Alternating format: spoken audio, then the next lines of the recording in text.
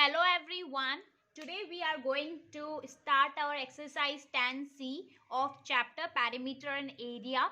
So here we are going to move with question number 1, which is on our screen.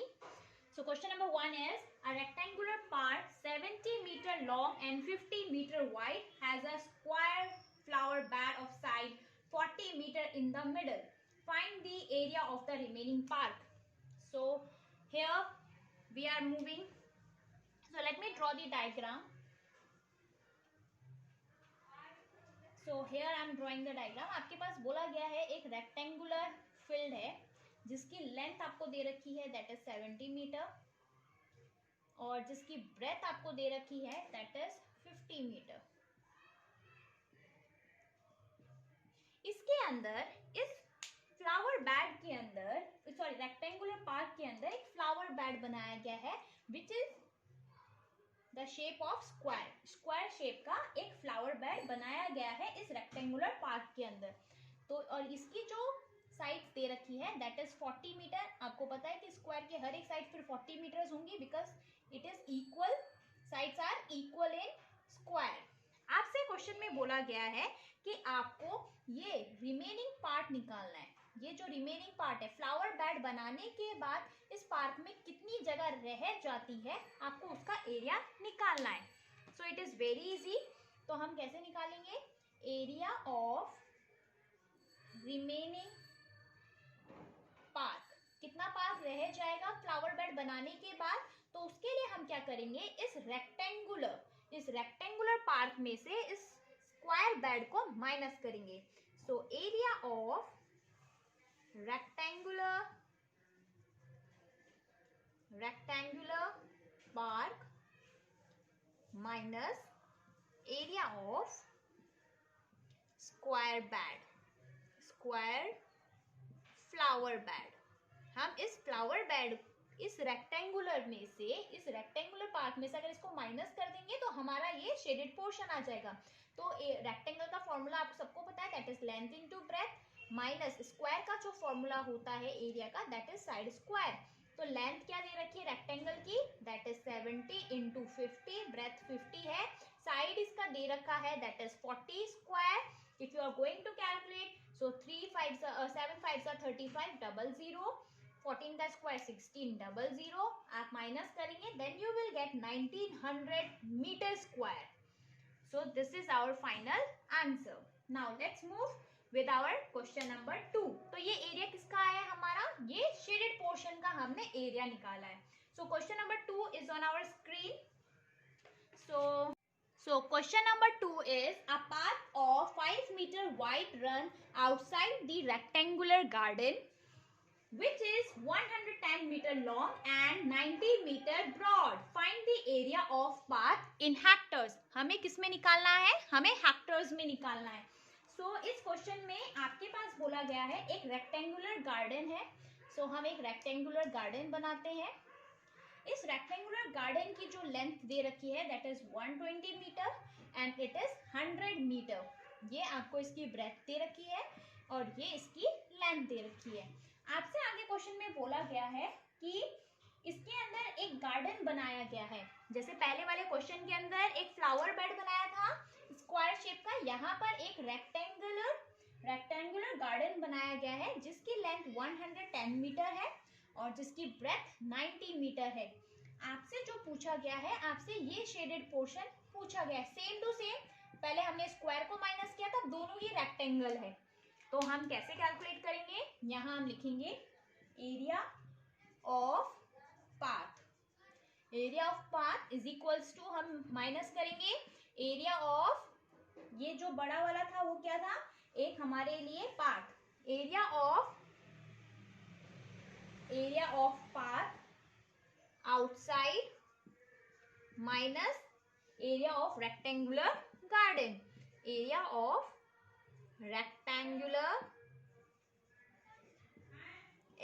Rectangular garden. So आपके पास path किस shape में है, rectangle shape में है. आपको पता है ये भी लेंथ और ब्रेथ होगा, तो मैं L1 और B1 से रिप्रेजेंट कर रही हूँ बिकॉज ये भी लेंथ और ब्रेथ होगा क्योंकि ये भी रेक्टेंगुलर शेप में है. सो इसकी जो लेंथ होगी दैट इज 120 और आउटसाइड वाले की कितनी है into 100. 110 sorry 110 into 90. If you are going to multiply, then we will get 1 2 3 times 0 minus 9900. Here I am getting 2100 metre square, लेकिन हमारा आंसर मीटर स्क्वायर में आ रहा है, जबकि हमें बोला गया था कि हमें हेक्टर में कन्वर्ट करना है. To convert this into hectare हम लोग क्या करेंगे, यहाँ पे 2100 डिवाइडेड बाय 1000 है ना, 10,000. ठीक है, तो हम यहाँ पे 2 जीरो के साथ 2 जीरो कैंसिल कर देंगे और 2 नंबर के बाद हम पॉइंट्स लगाएंगे. सो 0.21 हेक्टर्स. सो ये आंसर आ गया हमारे पास इन हेक्टर्स. किससे हम डिवाइड करते हैं, 10,000 से हम इसको डिवाइड करते हैं to convert metre square into hectares. So this is all about question number 2. Now let's move with question number 3 which is on our screen. Question number 3 is on our screen. So question number 3 is a rectangular park is 90 meter long and 70 meter broad. आपसे बोला गया है एक rectangular हमारे पास park है जो कि 90 metre long है और 70 मीटर ब्रॉड है. A park 6 meter wide is to be built around the inside of the park. ये बोला गया है कि इसके अंदर 6 मीटर वाइड पाथ बनाया जाएगा. जैसे कि आपने देखा होगा कि हम वॉक करने के लिए निकलते हैं तो एक गार्डन, बीच में गार्डन होता है, उसके साइड की बाउंड्रीज में चलने के लिए, वॉक करने के लिए बनाया हुआ होता है रोड. तो सिमिलरली आपको बोला गया है कि कितनी बड़ी रोड बनाई है जहां पे आप वॉक कर सकते हो, दैट इज 6 मीटर. हर जगह पे कितनी है, ये विड्थ जो है दैट इज ऑफ 6 मीटर. अब आपसे बोला है एरिया ऑफ पाथ निकालने के लिए. इट मीन्स हमें ये एरिया निकालना है, ये जो शेडेड पोर्शन है हमें ये निकालना है. सिमिलरली हमें वही करना है. ये इस बड़े वाले गार्डन, इस बड़े वाले रेक्टेंगुलर पार्क में से हम इसको माइनस करेंगे. सो हम कैसे कैलकुलेट करते हैं, area of path is equals to, अब बड़े वाले के अंदर क्या होगा, एरिया ऑफ रेक्टेंगुलर पार्क था, एरिया ऑफ रेक्टेंगुलर पार्क. इसमें से हमको क्या माइनस करना है, हम ये बीच वाला एरिया माइनस करना चाहते हैं. So minus area of park inside, जो भी पार्क अंदर की तरफ है हम उसको माइनस करना चाहते हैं. सो रेक्टेंगल का फॉर्मूला क्या होगा, लेंथ इनटू ब्रेथ. ये L1 B1 से मैं रिप्रेजेंट कर रही हूँ, इसको भी मैं L2 B2 से रिप्रेजेंट कर रही हूँ because both are in rectangular form. उसके लिए हमारे पास इसकी लेंथ होना चाहिए, क्योंकि पहले वाले 2 क्वेश्चंस के अंदर हमारे पास लेंथ और ब्रेथ दे रखी थी अंदर वाले की. तो लेंथ और ब्रेथ कैलकुलेट करने के लिए हम क्या करेंगे, आपको ये बात पता है कि ये 90 मीटर है, करेक्ट. ये इतना कितना है, दैट इज 6 मीटर. तो 90 मीटर में से अगर हम 6 को माइनस करते हैं, यहाँ से 6 को माइनस करते हैं और यहाँ से भी 6 को माइनस करते हैं, है ना. इस टोटल 90 में से यहाँ से भी 6 माइनस करते हैं, यहाँ से भी 6 माइनस करते हैं, तो हमारे पास ये वाला एरिया आ जाएगा, ये वाली की लेंथ आ जाएगी, करेक्ट. सो अगर हम इसको कैलकुलेट करेंगे तो हमारे पास आएगी, that is going to be 78. हमारे पास आएगी दैट इज 78 मीटर. तो ये हमारे पास क्या है, ये लेंथ इनसाइड लेंथ भी लिख सकते हैं इवन हम.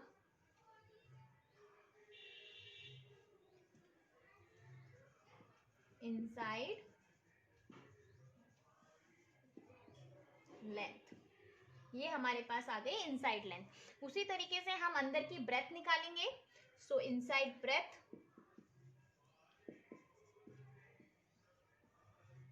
जिसको हम किससे रिप्रेजेंट कर रहे हैं, इसको हम ये लिख सकते हैं L2. ये हो गया हमारे लिए B2. हमारे पास B2 कैसे आएगा, टोटल हमारे पास 70 है, ये टोटल कितना है 70, जिसके अंदर अब हम क्या माइनस करना चाहते हैं, हम इस तरफ और इस तरफ माइनस करना चाहते हैं. तो हम क्या लिखेंगे, 70 में से हम इधर की 6 को माइनस करना चाहते हैं और ये भी 6 है, तो इसको 6 को माइनस करना चाहते हैं. Then we will get 58 metre, correct. तो हमारे पास यहाँ पे आ गया 78 metre and this is 58 metre. Now we are going to substitute the values. तो बाहर वाले रेक्टेंगल के लिए कितना है लेंथ, दैट इज 90 और ब्रेथ है 70 और अंदर वाले के लिए लेंथ कितनी है, दैट इज 78, ब्रेथ है 58. इसको हम सॉल्व करेंगे तो हमारे पास आएगा 3600. इसको हम मल्टीप्लाई करेंगे देन वी विल गेट 4524. अगर हम माइनस करते हैं then we will get 1776 metre square. अब हमसे पूछा गया है एरिया ऑफ रिमेनिंग पार्क. ये तो हमने पाथ का निकाल लिया, करेक्ट, हमने ये पाथ का निकाला है. अब हमें एरिया ऑफ रिमेनिंग पार्क निकालना है. तो एरिया ऑफ रिमेनिंग पार्क हम कैसे निकालेंगे, इस पाथ में इस पाथ को माइनस करेंगे उसमें से तो हमारे पास ये एरिया आ जाएगा, करेक्ट. हमें एरिया ऑफ रिमेनिंग इसका निकालना है तो हम इस टोटल में से इस शेडेड पोर्शन को माइनस करेंगे तो ये हमारे पास अनशेडेड पोर्शन आएगा. सो हम यहाँ लिखेंगे area of remaining part is equals to area of rectangular park minus area of path, right. So rectangular park कितना है हमारे पास, हमारे पास फॉर्मूला होगा L1V1 minus area of path. तो एरिया ऑफ पाथ कितना है 1776.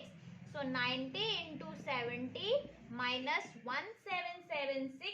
From here I am getting 4524 metre square. इसको हेक्टर में कन्वर्ट करना है जैसा कि मैंने आपको बताया था. We just need to divide it by 10,000.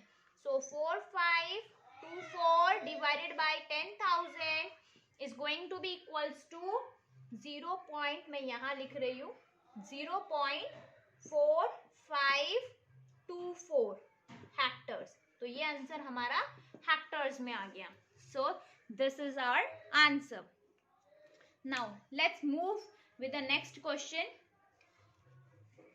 The question number 4. The question number 4 is on our screen.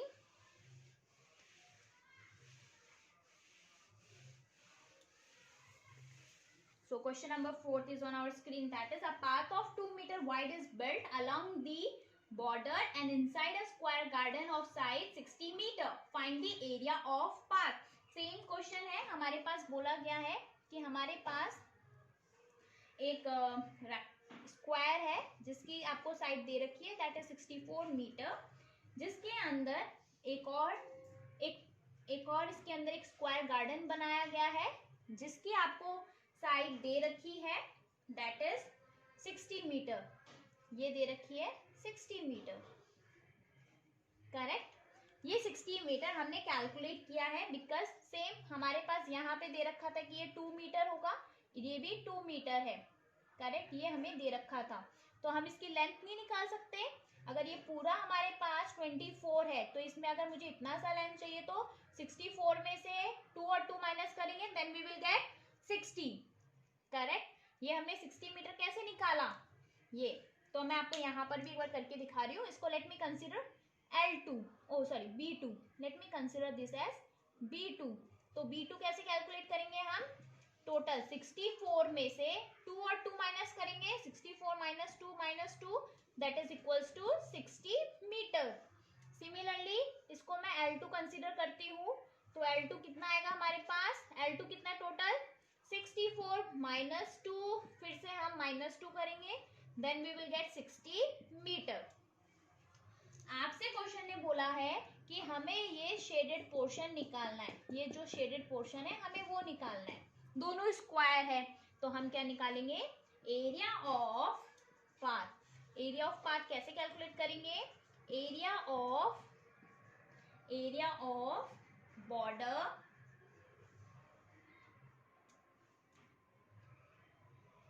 Area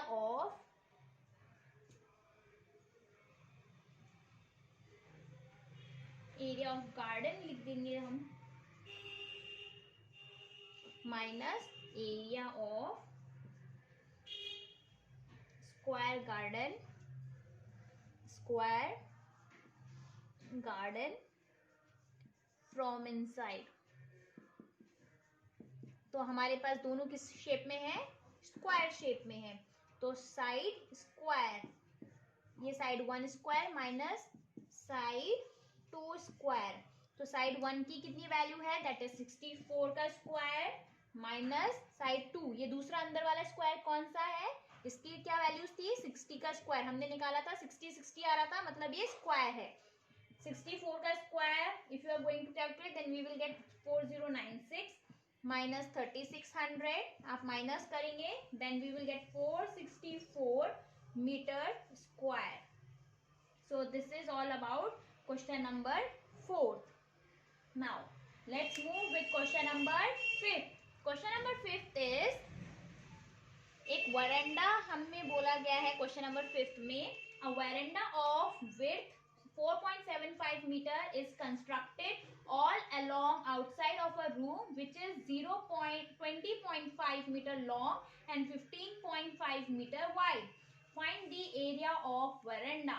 तो हमें यहाँ पे एरिया निकालना है, सेम वेरी इजी क्वेश्चन. तो हम क्या करेंगे, यहाँ पे हमारे पास दे रखा है वेरेंडा, कितना दे रखा है, दैट इज 30. अब देखिए हमने 30 कैसे निकाला, मैं आपको उससे पहले ये बता देती हूँ कैसे हम 30 निकाल रहे हैं.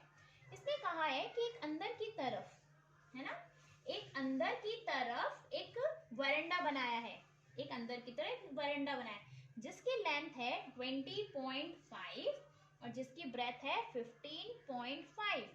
अगर मुझे अब बाहर का निकालना है तो हमारे पास एक और चीज दे रखी है, वो है कि इसने इसकी बीच की विड्थ दे रखी है, ये विड्थ दे रखी है.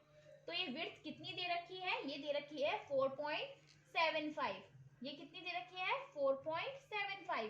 तो अगर मुझे ये लेंथ निकालनी है तो हम कैसे निकालेंगे इस लेंथ को, 20.5 में प्लस करेंगे इन दोनों को, 4.75 plus 4.75. If you are going to add then we will get 30 metre, मतलब हमारे पास ये लेंथ आ गई है 30 metre.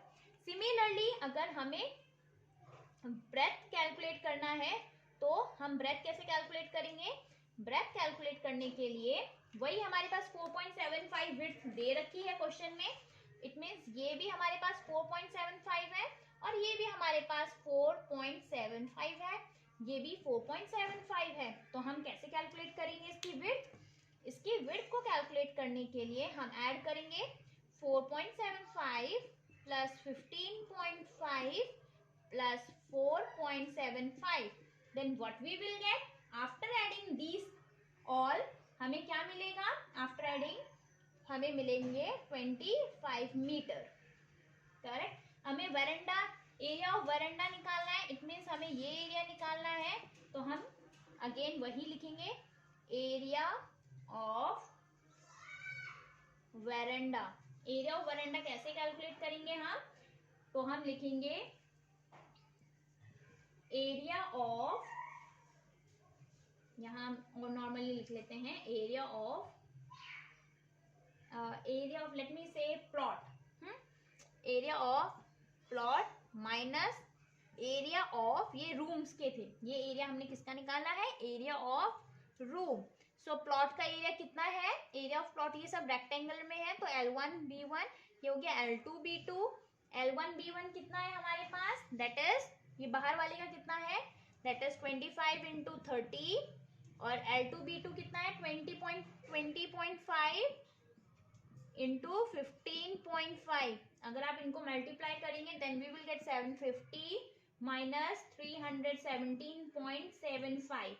After doing the subtraction we are getting 432.25 metre square. अब आपको क्वेश्चन में एक और चीज पूछी है, हमें बी पार्ट सॉल्व करना है, जिसके अंदर आपको बोला गया है 1 मीटर स्क्वायर का जो कॉस्ट है दैट इज ₹20. तो हमें इतने मीटर स्क्वायर की कॉस्ट निकालनी है, तो उसके लिए हम क्या करेंगे, आपको पता है छोटे से बड़े की तरफ मूव कर रहा है, it means we need to do multiply. So 20 को हम मल्टीप्लाई करेंगे इससे and afterwards we will get 8645 rupees. So this is our final answer of B part. So now we are going to move with the question number 6 in the next video. till the time, thank you. If you have any kind of the query, you can drop in the comment box.